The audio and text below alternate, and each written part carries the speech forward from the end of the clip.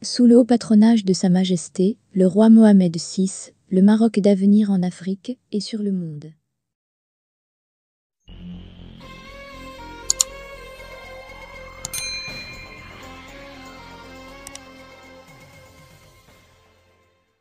Dossier Sahara, stratégie du long terme.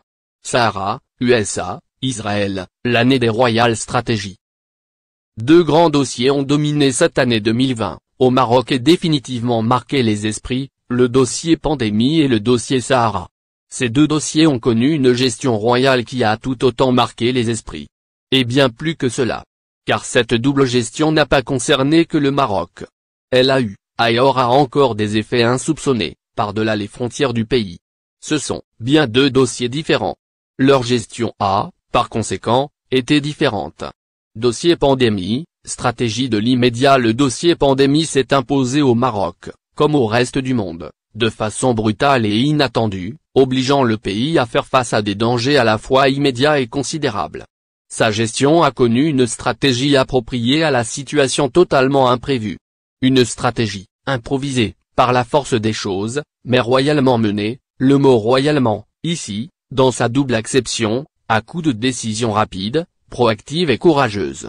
Le Maroc a été parmi les tout premiers à fermer ses frontières, à décréter le confinement, à se lancer dans l'industrie du masque jusqu'à en devenir premier exportateur dans ce contexte, à créer un fonds de solidarité, à charger un comité de veille du suivi économique et à partager ce qu'il a pu produire en quantité, masques, gel hydroalcoolique, médicaments, etc., avec les voisins et amis du continent qui en avaient besoin.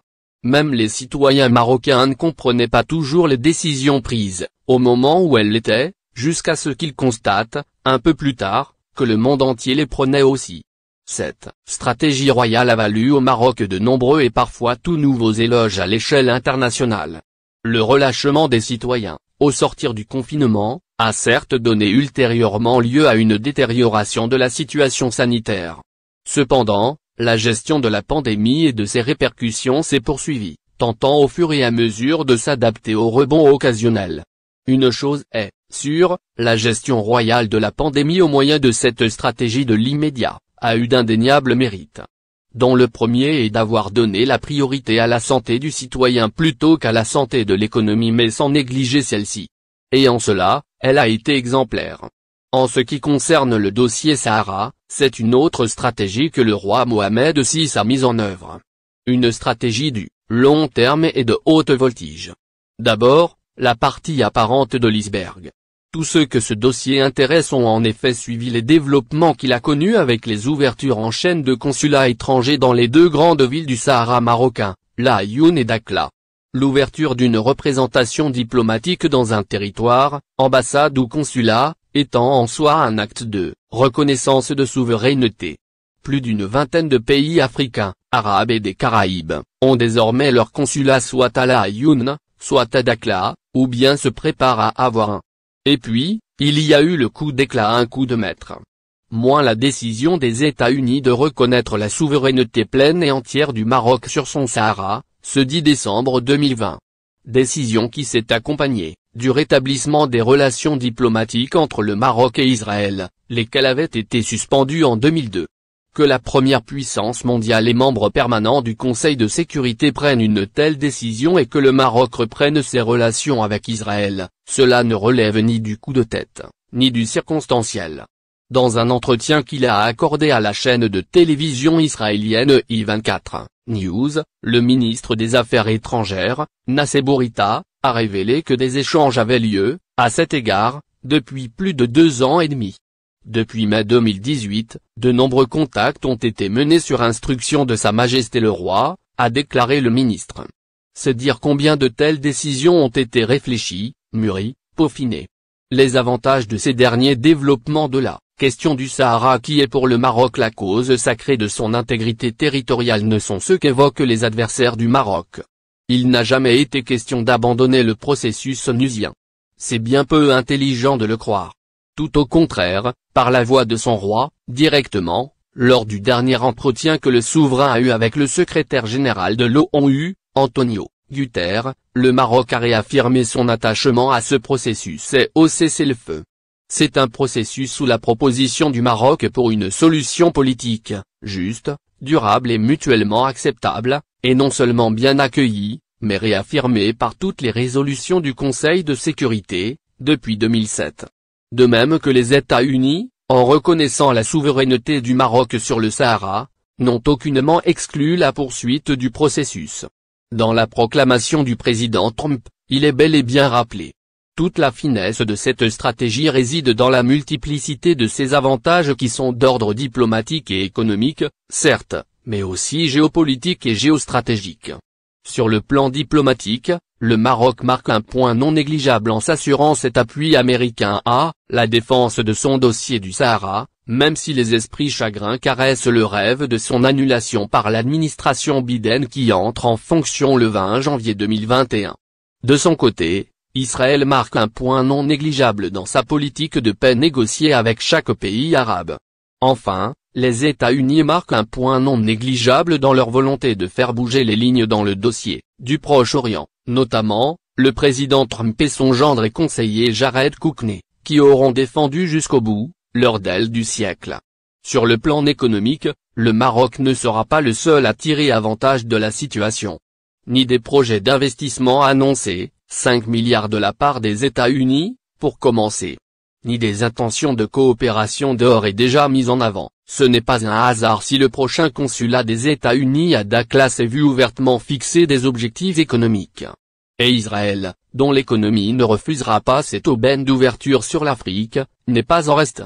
Les trois pays sortiront gagnants de tout investissement et toute coopération économique qui serait engagée dans cette région du sud du Maroc, qui donne accès à l'Afrique subsaharienne, tant par voie terrestre, passage de Gargara, que par voie maritime, côte atlantique en général, mais aussi bientôt, tout particulièrement, le port de Dakhla dont le roi Mohamed VI veut faire une quasi-réplique du port Tangimed, au succès largement confirmé. Mieux, ce sont tous les pays africains qui le souhaiteront qui pourront participer à cette coopération win-win. Pour les 5 milliards de dollars d'investissement annoncés par les États-Unis, il a déjà été précisé qu'une partie serait consacrée à l'Afrique. Et c'est la politique du Maroc de la coopération triangulaire win-win, initiée et développée avec la plupart de ses partenaires dans le continent, qui se voit donner un sérieux coup de fouet. Au niveau géopolitique, idem, avantage pour tous. Le Maroc est renforcé dans sa position de porte de l'Afrique et incontournable plaque tournante de la région. En ce qui concerne Israël, tout a été dit en un seul mot, par un responsable israélien qui était l'invité d'une radio marocaine, lors de la visite de la délégation américano-israélienne au Maroc cette semaine. La question était, que gagne Israël? La réponse a été lapidaire et limpide. La présence. L'invité israélien a juste ajouté qu'être présent pour les Israéliens, c'est aller venir à visage découvert et de façon officielle, sans avoir à se cacher. Quant aux USA, pour eux, tout pied posé officiellement dans toute partie du monde, est un gain. A fortiori, dans cette région près du Sahel, au cœur de l'Afrique et sur la rive de l'Atlantique qui fait face aux États-Unis. Pour tout observateur averti, l'intérêt sécuritaire est évident mais pas seulement pour les États-Unis. Car et là encore, la stratégie royale prend toute sa valeur, les enjeux de paix sont immenses. D'abord, la paix au Maghreb. Le régime algérien qui n'a de cesse de gonfler les pectoraux avec sa puissance militaire, n'aura pas à s'en servir. Personne ne veut d'une guerre entre le Maroc et l'Algérie. Ni de guerre dans cette région qui s'ajouterait aux désordres sahélo-sahariens actuels. Et, avec la présence des États-Unis sur place, il n'y aura pas non plus de guerre par procuration, comme celle qu'on voit en Libye ou en Syrie, où de plus ou moins grandes puissances s'affrontent sur des terres qui ne sont pas les leurs. Enfin, dernier avantage géostratégique. Si l'Iran a étendu son croissant chiite dans le Golfe, de l'Irak au Liban, les États-Unis, accompagnés d'Israël, et les monarchies du Golfe, qui auront bientôt toutes leurs consulats à Dakhla ou à Laayoune, ont désormais leur axe anti-chiite qui s'étend jusqu'au Maroc et, à travers le Maroc et son Sahara, jusqu'en Afrique. Rien, cependant, ne s'est fait ni ne se fera au détriment des engagements du Maroc dans la question palestinienne. Le roi Mohamed VI assume avec courage et clarté ses positions. Ce sont celles de tous les pays arabes, en principe.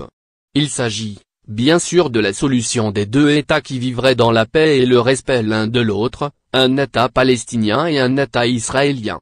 Les extrémistes de ce bord-ci ou de ce bord-là, qui veulent jeter l'autre, soit à la mer, les radicaux palestiniens, soit en Jordanie, les sionistes qui exigent rien moins qu'Eretz Israël, devront, tôt ou tard, revoir leur